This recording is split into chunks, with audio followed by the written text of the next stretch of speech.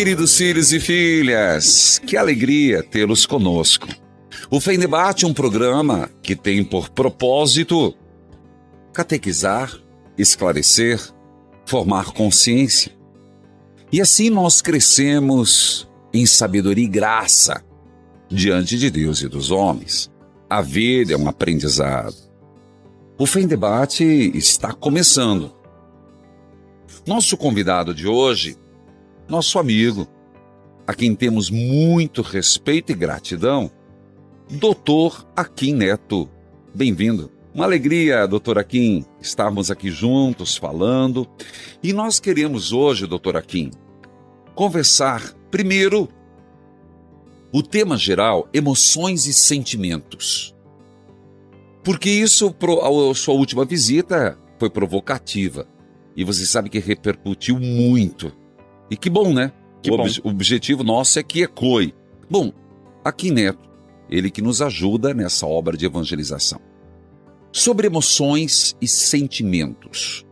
É possível ser sinônimo ou há elementos que diferenciem emoções e sentimentos? Não existe um consenso, né? Cientificamente falando, não existe um consenso sobre o que especificamente é uma emoção, aonde começa, para onde vai, quando termina uma emoção. O que a gente tem? Em linhas gerais, né, o que pesquisadores como Antônio Damasio vão falar em linhas gerais é assim.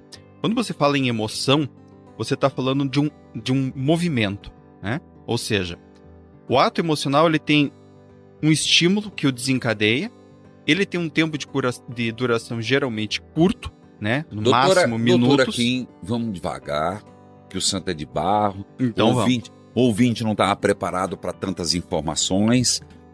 Emoções. Então, emoção, você começou a colocar. Isso. Vamos pensar assim. Existe uma diferença entre emoção e sentimento? A gente pode dizer que sim. Tá. Né? Hoje a gente usa qual definição, mais ou menos, em termos do que é uma emoção?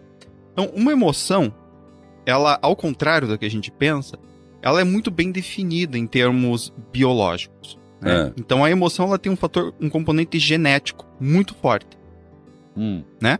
Tanto que todos os seres humanos nascem com emoções. Tá. Né? Isso não, ninguém ensina um bebê a chorar de fome. Ninguém ensina uma criança a sentir tristeza. Ela sente. Ela aprende o nome. Mas ela sente isso. Certo. Né? Então, nós temos um estímulo. Né? Então, por exemplo, no caso do medo, barulho muito alto. Tá. E isso desencadeia uma resposta orgânica, emocional, né?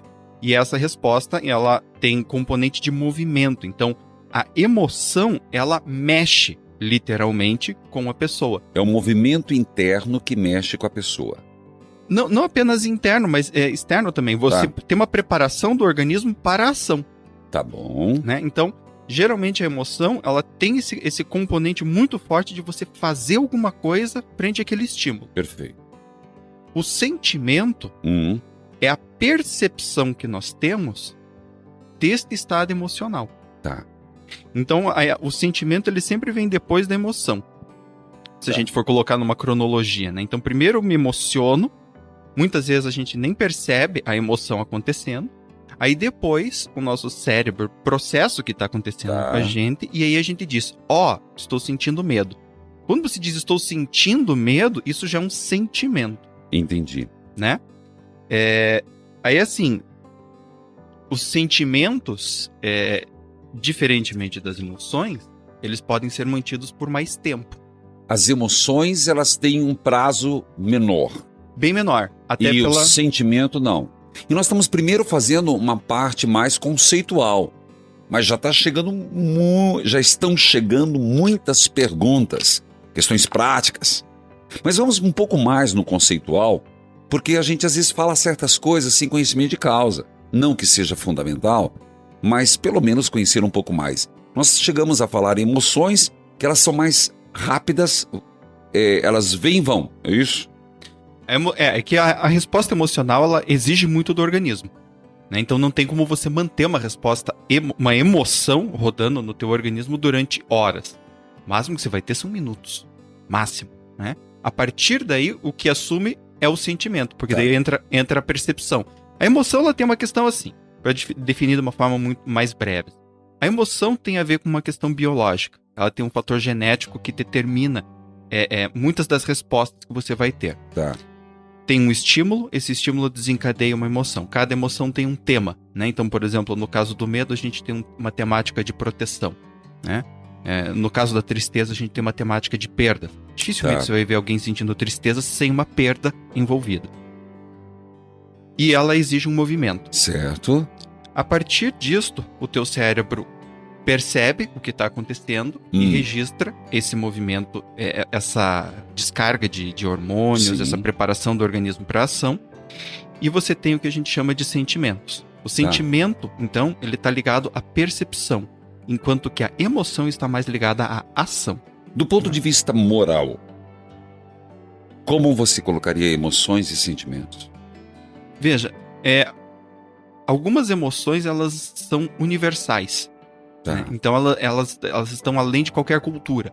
Né? Então, por exemplo, medo, tristeza, raiva, nojo, né? Essas emoções, elas estão presentes em qualquer cultura e estão ligadas, geralmente, aos mesmos temas. Né? Seja aqui ou seja no Polo Norte, no Polo Sul, se tiver um ser humano sentindo uma perda, ele vai sentir tristeza. Certo. Tá? Quando a gente entra no tema de sentimentos, a gente começa a evoluir a espécie. Né? Então, por exemplo, nós vamos ter uma emoção chamada ciúme. Tá. O ciúme é uma emoção que a gente chama de uma emoção social. Certo. Né? Para você ter o ciúme, você tem que ter um relacionamento. E aí, algumas pessoas têm um relacionamento tão íntimo com livros, por exemplo, né? E sentem ciúme dos seus livros ou dos seus amigos. O ciúme ele envolve uma relação. Aqui, a gente tem um componente cultural forte. Tá. Por quê? Porque o estímulo que vai me dizer se a minha relação está sendo ameaçada, ele passa pela cultura. Entendi. Então, se a gente retrocede no tempo, alguns anos, e você vê dois homens conversando com a mesma mulher, né, o esposo dessa mulher já se sente muito ofendido. Como assim você está conversando com outros homens? Entendi. Agora, hoje em dia, não. A mulher está no social. Então, homens conversando com a sua esposa é uma coisa comum. Então, isso já, para muitas pessoas, já não provoca o ciúme, entendeu? Então, aí a gente tem um componente cultural, onde a moral, ela pode se colocar também ou não. Doutora Kim, então como se aplica isso a Carolina Albuquerque, de São Paulo, que fez a seguinte pergunta? Vamos lá. Às vezes, sinto tanta raiva que fico cega. Como controlar o que sentimos? Por favor, me ajude. Então vamos lá. A raiva, como eu já falei, é uma das emoções universais. Aí o que tu tem que perceber? Em primeiro lugar, tente fazer isso depois que você já sentiu a raiva, né? Ou, no caso, antes.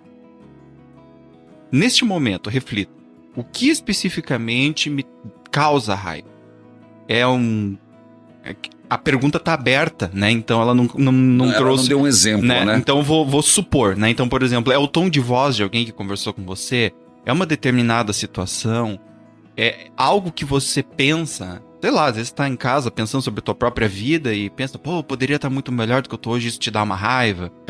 Né? Então, o primeiro passo é você refletir o que te causa isso. Se o que você sente é raiva, de alguma maneira você sente que esse estímulo ou esses estímulos te prejudicam. Tá. Daí você sente a emoção da raiva pra quê? Pra se proteger, pra tentar destruir essa coisa que vai te agredir, né? Então, a pergunta que você tem que se fazer daí é, como eu posso me defender disso de uma maneira adequada? Se é que você precisa se defender.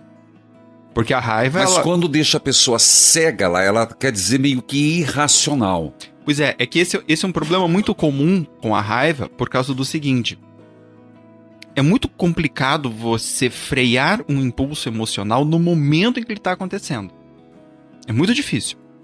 Então o que acontece? Em geral, você tem que fazer uma programação para você já estar preparado. Ah, não, explica melhor isso aí. Explica, vamos lá. Explico.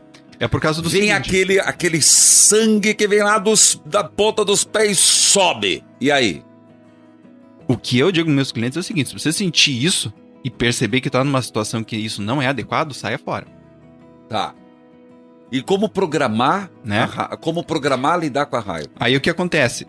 Porque o problema não é a raiva. O problema é assim, é como eu lido com o estímulo que me causa a raiva. Tá. Então, por exemplo,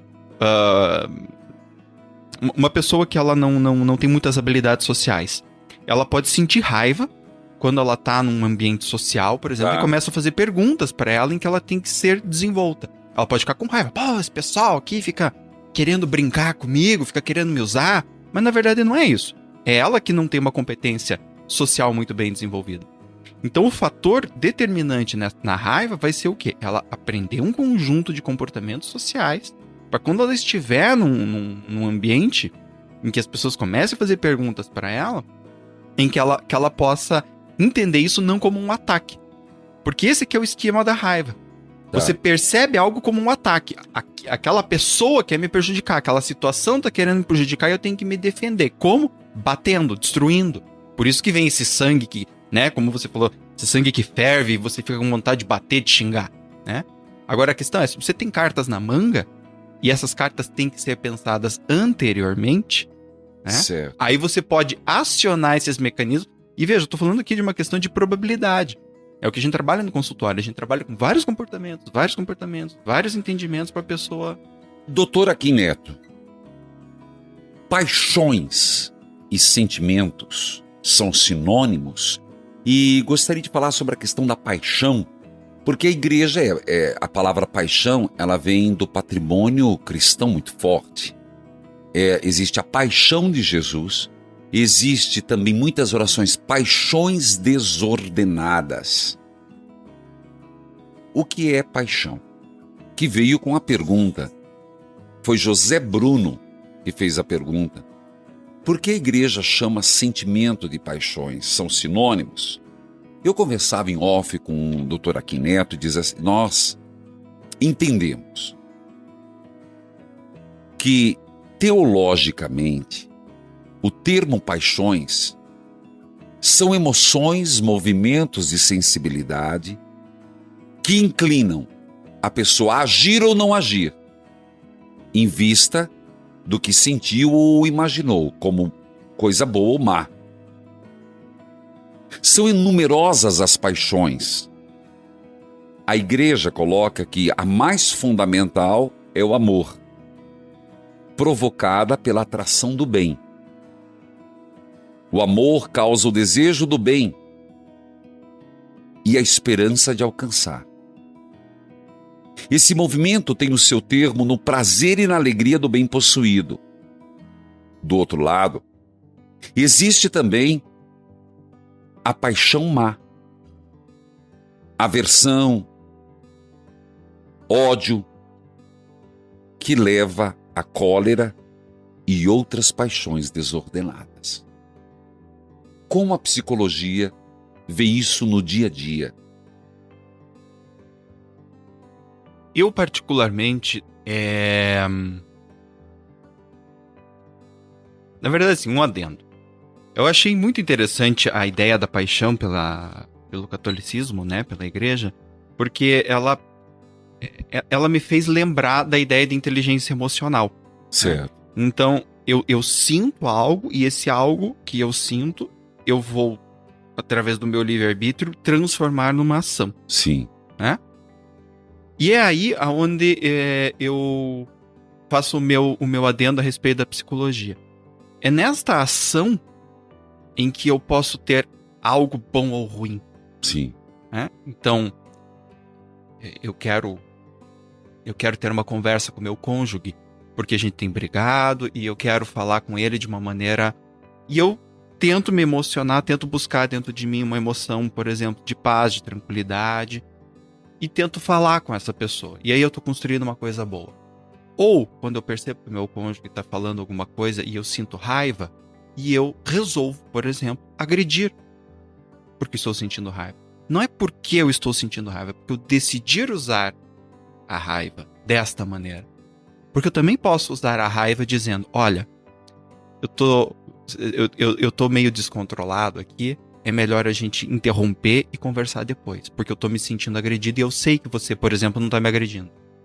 Né? Então, quando a gente fala dessa consequência, Sim. Tem uma relação grande com a psicologia, que é mais ou menos como a gente trabalha. Amar é querer bem do outro. A igreja define. Paixões são más se o amor for mal. Boa se o amor for bom.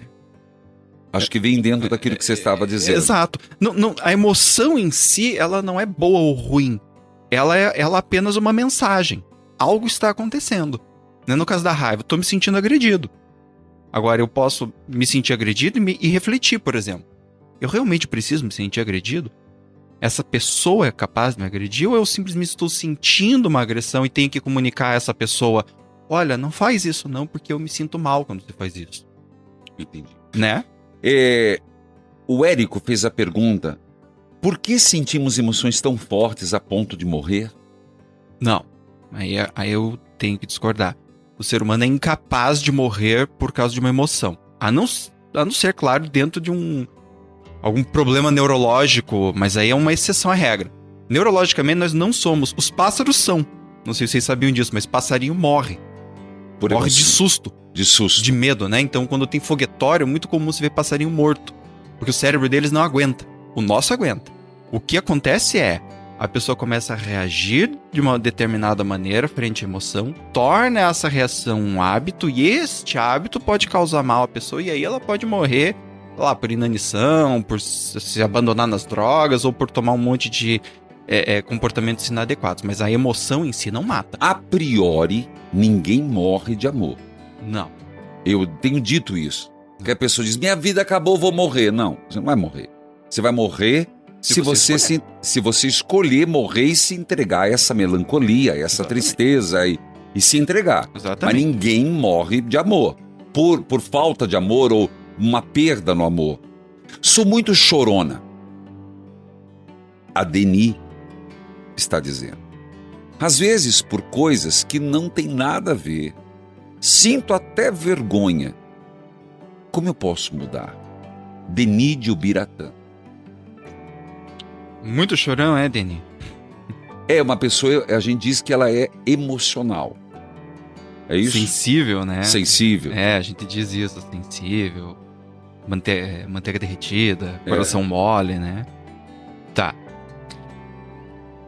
Bom, se você acha que você é muito chorona, porque aí eu tenho que entender teria que entender o que é esse muito chorona, né? Às vezes te dizem que você é muito chorona, mas você, na verdade, é apenas uma pessoa sensível numa família de pessoas rígidas. Pode ser isso também. Acontece muito. Né?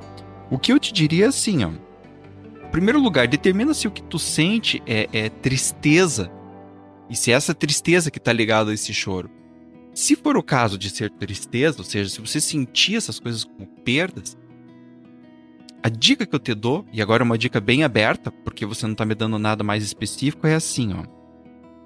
Em geral, a pessoa que ela é muito chorona, ela toma as coisas como pessoais. Então ela olha na novela alguma coisa acontecendo e meio que se imagina na mesma situação e aí ela chora. Ela olha uma pessoa na rua e se coloca no lugar da pessoa e aí ela chora. E por aí vai. Então a ideia inicial seria você aprender a deixar a situação que você está vendo lá. Né? Então eu tô vendo alguém que perdeu. Ok, deixa aquela pessoa perder. Você não perdeu. Deixa ela perder. Sim. Esteja com ela, oferecendo suporte, mas assim, compaixão, no caso, é sofrer com, mas não sofrer pelo outro. Entendi. Ou o que o outro está sofrendo, né? Eu posso estar muito bem e estar do lado de uma pessoa que está muito triste, e continuar muito bem, mesmo assim estar sentindo compaixão. Eu estou com ela. Né? Então, essa dica que talvez te ajude, tá, Deni? Certo. Tenta sair um pouco, né? Não se colocar. Você quer uma coisa concreta, doutora Kim? Mais... Eva, você fala de onde? De União da Vitória. Tá escutando, doutora Kim? Tô. Por microfone. Seja bem-vindo, um prazer falar com você de União da Vitória. Sinta-se acolhida, faça a sua pergunta, querida. Eu gostaria até que ponto os meus traumas vividos na infância interferem na minha vida hoje, adulta, casada, mãe de filhos. Tá. Se eu posso explicar assim. Sempre que tem uma festa importante, Natal, casamento, assim, formatura na família, na minha família, no caso, em vez de eu me preparar alegremente, eu entro em pânico e em desespero. Obrigado por ter ligado. Doutora Kim vai nos ajudar a refletir sobre o que a Eva colocou, que é a questão que quando chegam algumas datas importantes, seja aniversário, casamento, formatura, ao invés de lidar com alegria, ela lida com tristeza. Sim. A Eva ela fez 2 perguntas, né, a respeito dos traumas, e depois ela fez essa. Eu queria responder a primeira, que eu acho que é bem importante. Então veja, a gente tem uma cultura que gosta de jogar no trauma a responsabilidade por muitas coisas. Como é que é? A gente diz, né? Eu sou traumatizado, eu sofri um trauma, Tá. e pronto, né? Isso explica o meu comportamento, portanto, continua todo do mesmo jeito. Entendi. E é importante colocar assim, veja, de que maneira que o trauma interfere na vida da pessoa, né?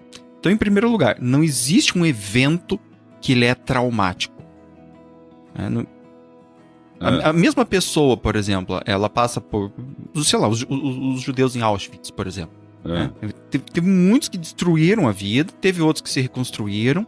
Então tem um componente que é importante das pessoas entenderem, que é assim, o evento ele se torna traumático a partir do momento em que eu não tenho respostas. Não tenho como enfrentar este evento. Sim. Então, por exemplo, um pai chega e bate numa criança, né? A criança não tem como reagir àquilo, ela vai apanhar e acabou. A partir deste momento, a pessoa ela aprende algo com estes eventos. E o trauma, ele pode ser desde um evento marcado com alto nível de intensidade, né? Como um estupro, né? Por exemplo, que é um evento marcado com alto nível de intensidade, ou ele pode ser uma série de eventos muito suaves, repetidos ao longo do tempo. Então, por exemplo, todo dia uma mãe que olha e simplesmente olha para a criança com uma cara de desdém. E a criança, por exemplo, não entende. Que cara de desdém é essa? Por que minha mãe me desdenha? Né? Sim. Então isso também pode ser um evento traumático, né? Que é repetido ao longo do tempo. Certo. E o que a pessoa aprende com este trauma é que é o fundamental, que é o que de fato vai fazer com que vai causar interferência na vida dela. Certo. Né? Então, traumas, eventos que podem ser traumáticos em momentos muito cedo, em geral, o que acontece? Eles impedem a pessoa de crescer de uma maneira adequada, de compreender a vida de uma maneira adequada. Entende? Sim. Então, elas passam a ver algo que todo mundo vê como normal, como ameaçador, por exemplo. Entendi. E isso vai impedir ela, por exemplo, de ter interações sociais bem-sucedidas. Entende? Eu tô dando um exemplo. Exato. Né? Então, isso é a primeira parte para Eva. Exato. E a segunda? A segunda é assim. Muito provavelmente, ela tem... Voltando àquela coisa do estímulo, né? Então, festividades. Aí ela tem que entender o que especificamente na festividade é o que causa essa emoção. É a festa em si? É a quantidade de pessoas que ela vai receber? É ela não se sentir preparada para receber essas pessoas? É ela ter que interagir com essas pessoas? Ela tem que tentar entender especificamente qual é o estímulo que causa nela essa ansiedade. Tá. Então, digamos que seja, por exemplo, interação com pessoas. Então, a primeira coisa é começar a se resguardar. Bom, se eu fico ansiosa de receber pessoas na minha casa, se eu tenho essa ansiedade, o que me causa? São as perguntas que elas me fazem, e aí eu vou ter que desenvolver competências sociais. Me afastar, não responder, ou aprender como responder, aprender a estar sempre perto de uma outra pessoa com quem eu sinto confiança. Entendi. Entendeu? Então, tem que entender. Agora, às vezes, por exemplo, pode ter acontecido algum evento traumático dentro de uma festividade, alguém que morreu num Natal, e aí ela vai ter que lidar com isso, aprendendo a distinguir aquele evento dos outros eventos. Eu vou fazer perguntas que estão chegando e vão ficar bravos se eu não fizer. Então vamos lá. Sinto um grande abandono, como se ninguém gostasse de mim ou de estar comigo. Como posso lidar com esse sentimento? Abandono é um sentimento? A gente se sente abandonado, sim. E é possível lidar? A pergunta que eu faria para essa pessoa, que não tem identificação, seria assim: o abandono, eu costumo dizer que ele se concretiza de fato quando você também se abandona. Certo. Então, como se ninguém gostasse de mim ou de estar comigo, talvez a primeira pergunta que você tenha que se fazer é: você gosta de estar com você? Né? Você é uma boa companhia para você mesmo? Porque quando nós nos sentimos como uma boa companhia para nós mesmos, né? A gente tende a buscar boas companhias. Sim. Né? Então, como eu posso lidar com esse sentimento? Em primeiro lugar, buscando ser uma boa companhia para você.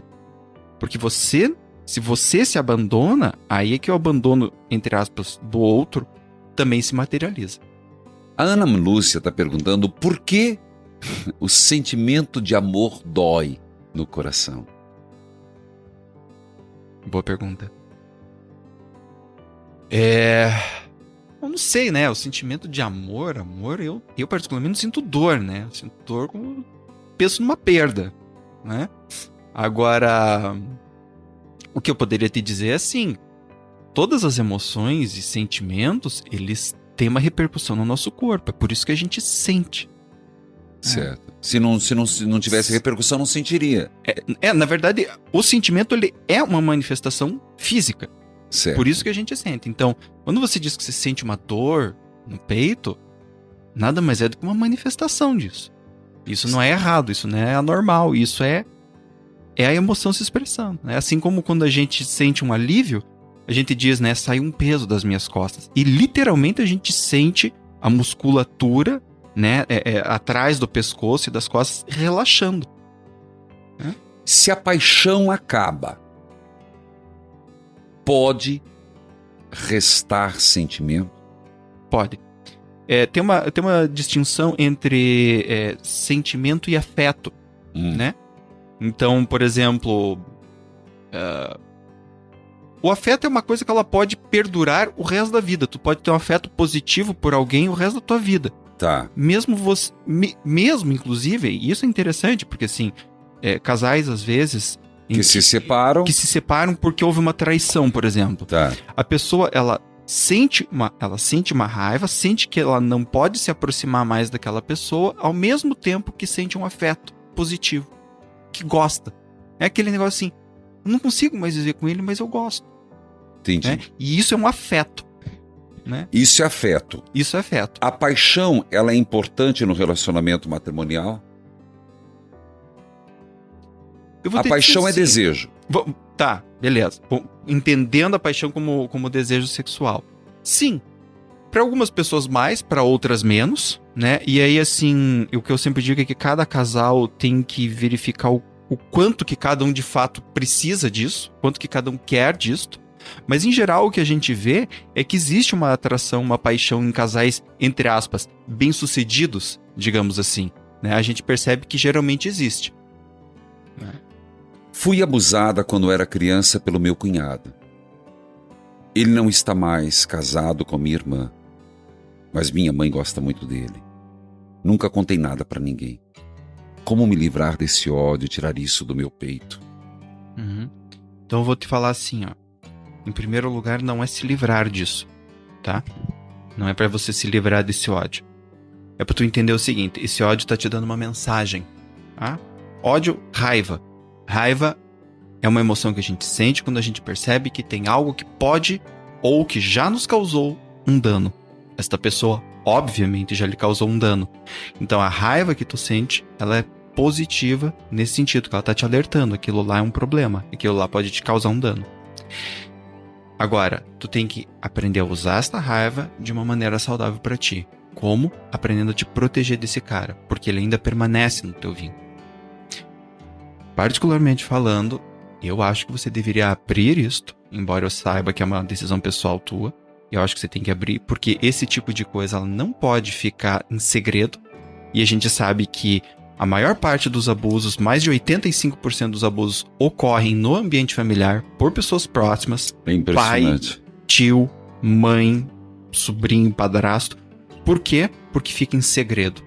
E a maneira tua, uma das maneiras mais eficazes de tu te proteger desta pessoa, é tu abrindo o jogo. Obviamente, isso daí é uma decisão tua. Então, assim, não é pra se livrar, é pra entender que esta raiva que tu sente, ela tá aí pra querer te proteger. E você tem que arranjar estratégias para você se proteger dessa pessoa. E quanto mais você aprender a se proteger dela, provavelmente, e agora, óbvio, teria que estar com você pra entender melhor, mas provavelmente esta raiva, ela se transforma. Ela não morre, ela se transforma em algo positivo pra ti. No caso, competência para se proteger de um abusador, tá? Tenho câncer. Sou paciente. Procede que o câncer pode derivar de emoções e sentimentos? E como fazer com que isso não aconteça? Essa é uma pergunta, assim, bem polêmica ainda na comunidade científica. Nós temos muitas evidências apontando por uma relação muito próxima, nós temos outras evidências que apontam na direção contrária, né? Agora, o que eu sei é, todo paciente que que tem uma doença, né, principalmente o câncer, ele tem que fazer um trabalho emocional, porque o câncer mexe com as nossas emoções. Né? Como eu disse anteriormente, toda emoção ela mexe com o nosso corpo. Uma emoção que ela é um estado de sentimento que é mantido durante muito tempo, ele requer componentes, elementos do organismo para ser mantido. Né? Então, por exemplo, estado de raiva permanente. A pessoa tem que estar mobilizando um monte de musculatura, um monte de hormônios para manter aquele estado agitado. Por exemplo, cortando, mas acrescentando, sou muito nervosa. Eu posso controlar isso? Pode.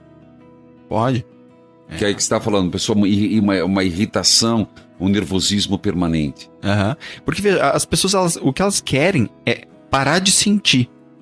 Quando elas dizem, né? A maior parte das pessoas, o problema das pessoas com as emoções é que elas querem parar de sentir certo. E não responder à emoção. A emoção é uma mensagem que teu corpo tá te mandando para ti. Você tem que respeitar a tua emoção.